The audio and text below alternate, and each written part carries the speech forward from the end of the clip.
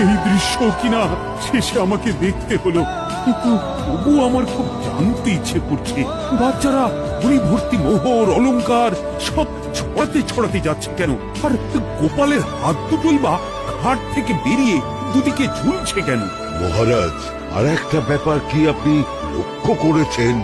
কি বলো তো? গোপালের দেহ আরা কাঁধে করে নিয়ে যাচ্ছে। হ্যাঁ, ওই তো মন্ত্রী, সেনাপতি, জ্যোতিষী আর পণ্ডিত।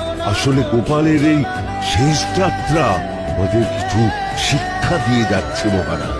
এই যে দেখুন, যারা গোপালকে সহ্য করতে পারত না, এখন তাদেরই কাঁধে গোপাল যাচ্ছে।